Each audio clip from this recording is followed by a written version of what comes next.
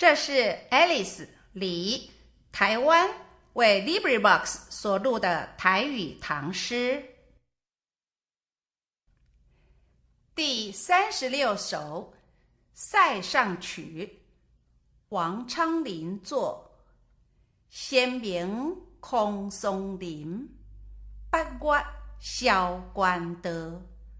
出塞后入塞，处处芳芦草。将来又并客，该向沙中落。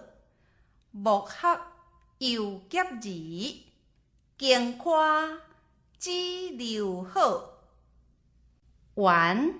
LibriVox 的录音是公众所有的。